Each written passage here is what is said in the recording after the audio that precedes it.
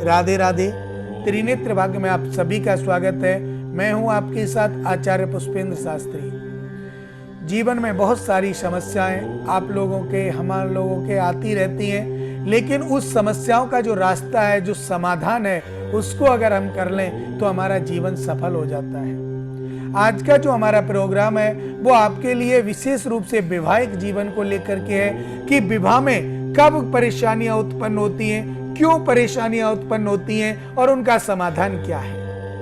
तो देखिए, हमारी कुंडली के आंकलन अगर हम करते हैं, कुंडली का अच्छी तरह से आंकलन किया जाता है, उसकी गणना की जाती है। उस गणना को लेकर के अगर हम जाने तो मेन है गणना। कुंडली के द्वादश भाव में ग्रह कहाँ विराजमान है और उस ग्रह में कौन सी गणना है और वो गणना आपको कहां से प्राप्त होगी, अर्थात मुख्य जो वस्तु है वो है गणना। सटीक अगर गणना हो जाए ज्योतिष की तो आपको सटीक बातें मालूम चल जाती हैं। तो आज हम बात करेंगे वैवाहिक जीवन को लेकर। बहुत से मेरे बहन भाई जिनका विवाह नहीं होता, बहुत सारी उम्र हो जाती है, और बहुत से मेरे बहन भाई ऐसे हैं जिनका विवाह हो गया, दाम्पत्य सुख में टकरार है, तलाक चाहिए। देखिए, सबसे बड़ा दुख जीवन में तलाक, सबसे बड़ा दुख। आप एक बात देखिए, किसी की बेटी आपके घर आई बहू बनकर, तो उस बेटी का भी दायित्व यह है कि अपने माता पिता को छोड़कर मैं इस घर में आई हूं, तो ये जो माता पिता हैं मेरे, जिनको उन्होंने सास ससुर बनाया है, उनको भी उतना ही प्यार करूं जितना अपने माता पिता को करते हैं। अगर ऐसा हमारी जो बहन बेटियां हैं वो ऐसा अगर सोचने लग जाएं, करने लग जाएं, तो किसी भी व्यक्ति का तलाक नहीं होगा, ये निश्चित है। और जो हमारी माताएं हैं वो भी ये सोच लें कि जितना मैं मेरी बेटी से प्यार करती हूं, मेरी बेटी ससुराल गई आती है, उतना प्यार मैं मेरी बेटी से करती हूं। अगर उतना ही प्यार मैं मेरी बहू से करूं तो कोई भी बहू आपको ताना नहीं मारेगी, आपसे अलग नहीं जाएगी, ये निश्चित है। ताली दोनों हाथों से बजती है, एक हाथ से कभी ताली नहीं बज सकती, ताली दोनों हाथों से बजेगी, अर्थात दोनों को ही सुधरना होगा। तलाक एक इतनी बुरी बीमारी है कि एक जीवन दूसरे जीवन के लिए समर्पण हुआ, 7 फेरे हुए, भगवान को साक्षी माना, पंच परमेश्वरों को साक्षी माना, 3 महीने, साल, 6 साल, 10 साल बाद बोले हम तो अलग रहेंगे, संतान भी हो गई फिर भी अलग रहेंगे। कितना बड़ा दुख है, कितना बड़ा कलंक है।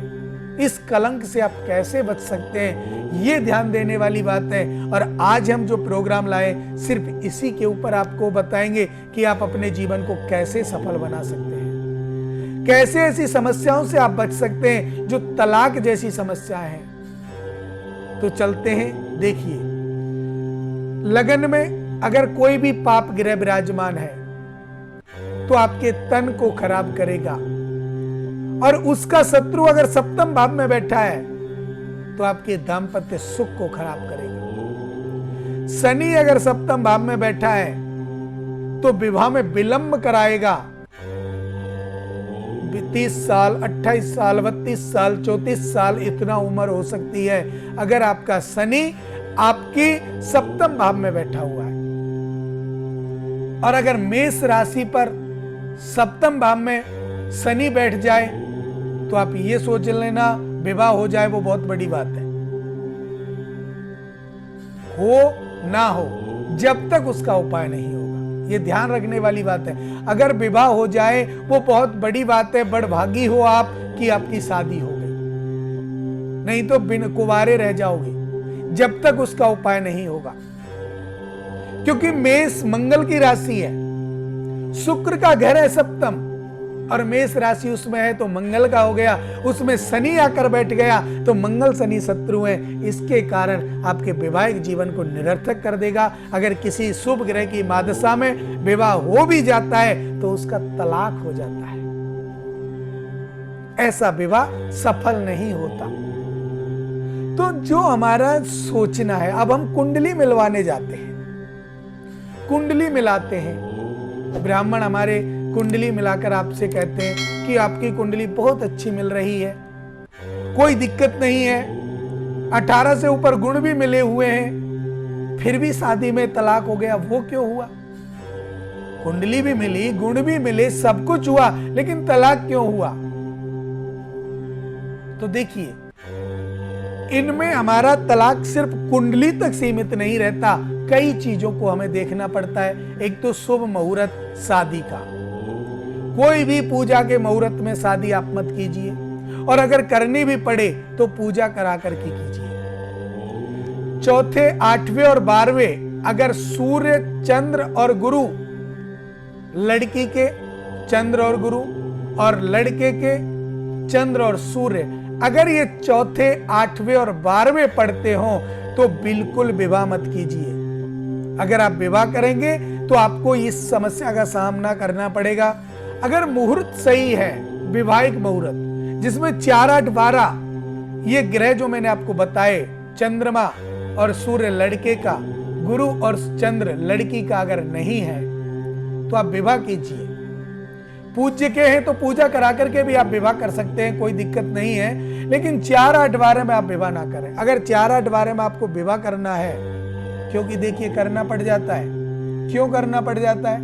क्योंकि आपने किसी लड़के को देख लिया या लड़की को देख लिया, ब्राह्मण के पास गए, उन्होंने कह दिया 8वें सूर्य हैं लड़के के, 8वें गुरु हैं लड़की के, वो तो 1-2 दिन में बदलेंगे नहीं, क्योंकि वो तो राशि पर काफी समय रहते, सूर्य 13 महीने रहता है। तो अब वो जब नहीं बदलेंगे तो हमें क्या समाधान करना है? तो उसका समाधान है, अगर बर है, लड़का है, तो पीपल के पेड़ के साथ उसका विवाह करा दिया जाएगा। अगर लड़की है, सालिग्राम भगवान से विवाह करा दो, कुंभी कलश से विवाह करा दो। तो अगर आप ये करा के आप आगे अपने वैवाहिक जीवन को सफल बना सकते हैं। राधे राधे।